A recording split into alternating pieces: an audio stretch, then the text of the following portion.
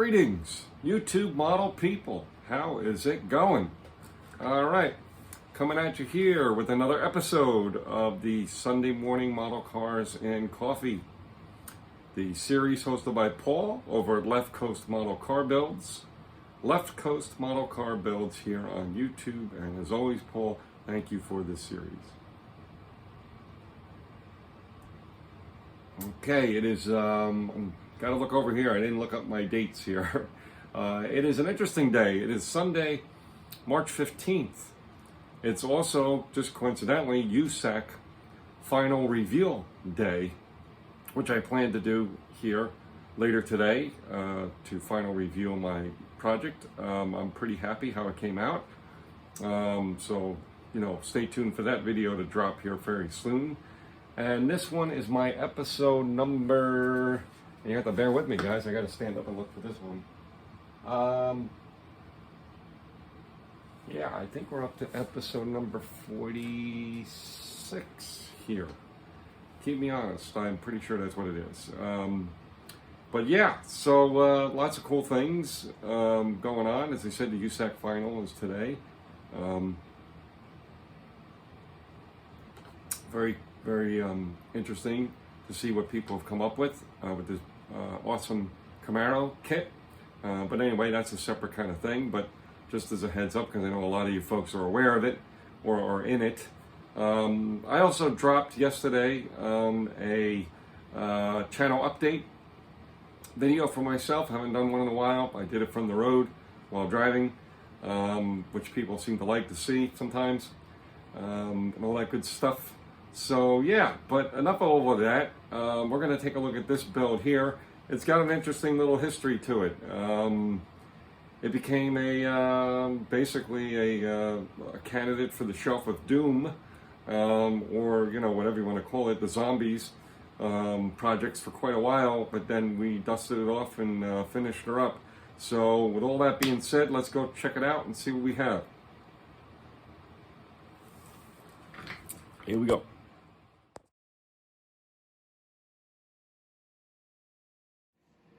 Okay, so as you see here from the, or saw from the box art, this was the Revell monogram McDonald's Firebird funny car with the very obvious McDonald's, how Americana is that? Anyway, livery or decal or paint scheme, however you want to say that. Yeah, I mean, I just think of certain brands of stuff, and they're just so, I guess you could say, synonymous with racing, whatever the type of racing it is. And McDonald's is certainly one of those type of sponsors through the years, right? Just like a Budweiser, right? The straight up Budweiser brand, same kind of thing, and there's a bunch, right? Used to be cigarette companies, and Marlboro certainly comes to mind. But anyway, all that being said, yeah, we had high hopes. Somehow, I don't know why, I thought I could finish this one in 48 hours, because this was one of the first builds I did as part of the 48-hour group build weekend that Chevy Cheeseburger hosted. It's actually the second one he hosted, because this was started, this kit, back in August 2013. Think about how many years ago that was. That's when I started this kit. But again, I don't know why I thought I could get it done, because, you have a two-tone paint scheme, you have a good handful of decals here to do, you got a very specific line of demarcation of red and white here with paint. So anyway, whatever it be, I thought I could get it done. I did not get it done. As a matter of fact, I ran into a major disaster with it. When masking off this back window, this corner wasn't masked properly, and all this black paint, because this was spray painted on the first time and the final time, and it all dripped down the side of the car here and into the wheel and into the tire and all that. So it was just game over as soon as that happened. Now, like a lot of situations when we hit a problem like that, or big problem when building, it gets pushed to the side. Well, it got pushed to the side. I started thinking about it a little bit at one point, maybe a couple months after, all that kind of thing.